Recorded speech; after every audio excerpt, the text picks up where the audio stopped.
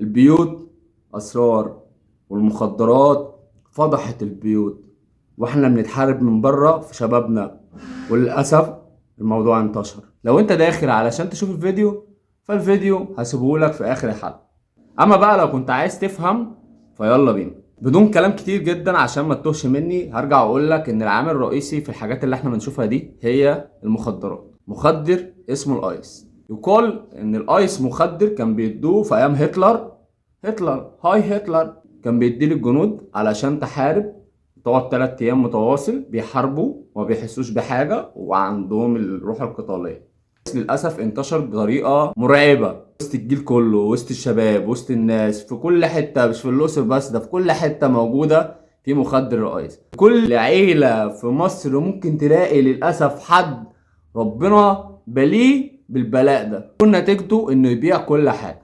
اما بقى لو هنيجي للنتائج الدمويه، فاللي احنا شفناه ده هو الايس. اللي احنا شفناه ده هو اللي احنا شفناه في حادث اسماعيليه، الراجل اللي ذبح عياله. هيفضل يتكرر لحد ما نحط حد للموضوع ده. طبعا احنا هنشوف حل للراجل ده، اللي عمله جريمه لا تغتفر، ومش هينفع تتحط تحت سلامة الصحة النفسية فنقول ان هو مريض نفسي. ما هو مريض نفسي ليه يا جماعة؟ علشان المخدرات، علشان الايس بياكل في خلايا المخ، بلورات، بيعمل بلورات في المخ، فبالتالي هو بيبقى مريض نفسي بس مش هتحاسب مريض نفسي. ما هو في الاساس ايه؟ مدمن مخدر اسمه الايس. لما احط حد وفاصل علشان الموضوع ما يتطورش مني، ما ينفعش يبقى في مخدر زي ده موجود. احنا عندنا جيش وجيش قوي جدا، فعلشان نتحارب مش هيجوا يحاربونا كده. عشان نتحارب بعد علقة 73 كان الموضوع ان هم يغيروا فكرهم، فلما يغيروا فكرهم عشان يحاربونا عن طريق المخدرات. في المقام الاول الايس. النهارده في حادثه بشعه مؤلمه، كل المقاييس اللي في العالم حاجه مشمئزه، حاجه صعب جدا انك تشوفها قدامك. حادثه الاقصر، واحد مسك جاره ذبحه ومسك دماغه وكل من راسه قطعه،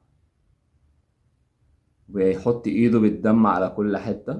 انسان غير واعي، عنده شراسه وشهوه وطريقه غير عاديه ان هو يعمل ده وينفذ جريمه قتل بالطريقه اللي احنا شفناها دي. يعمل كده يخلي الواحد يبقى عامل زي المجنون، هو متخيل نفسه اقوى راجل في العالم. هو مش شايف حاجه، هو شايف اللي قدامه مش موجودين. عامل زي الجمل لما عينه تبقى مقلوبه كده علشان ما يشوفش حجمه الطبيعي وحجمك الطبيعي فياكلك. مدمن مخدر الايس يعمل كده. مدمن مخدر الايس بيزق امه، بيضرب امه، بيقلب عليها تلاجة، بيضرب اخوه. مدمن مخدر ايس يعمل اي حاجه من الحاجات دي. في كميه كتير جدا عندنا من الناس للاسف مضروبه بالحاجات دي، لان هم قدروا ينجحوا في حربهم لينا بالمخدرات، ان هم يوصلوا الجيل والشباب كتير جدا. احنا عايزين نعمل ايه؟ عايزين نوعي نفسنا ونثقف نفسنا. اي حد عنده حد من اهله وربنا مبتليه بحاجه زي كده، دي مكان يتعالج فيه بالله عليك، ومش عيب، بس بالله عليك الحقه واحمي افراد اسرته اللي حواليه، احمي الاهالي اللي حواليه. مش عايزين نوصل للي شفناه النهارده في الاقصر، مش عايزين نوصل للي بنشوفه في الاسماعيليه وبنشوفه في 60,000 بلد وفي كل حته وفي كل مكان، وما خفي كان اعظم.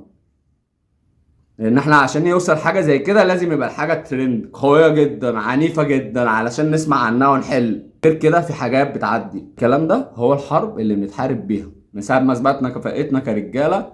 محدش عارف يجي معانا على الارض في ميدان معركه، بس يقدروا يحاربونا عن طريق تدمير الجيل. انتشار المخدرات الغريبه في الاسواق، انتشار الايس المقام الاول، البودر، الاستروكس، الفودو، مخدرات عمرنا ما سمعنا عنها بس للاسف شفناها في جيلنا. الحاجات اللي هي وما خفي كان اعظم، واكيد حاجات كده كلنا عارفينها. حاول انزل بقى الفترات الجايه دي كده اسجل لكم شويه في مجال المخدرات ده على قد ما هقدر. يعني نحاول نوصل لشباب ربنا عافاها كانوا بيشربوا الحاجات دي، يلبسوا ماسكات ويتكلموا معانا، او لو حابين يطلعوا يتكلموا معانا بارادتهم وده ما يأثرش عليهم هم، انا موافق.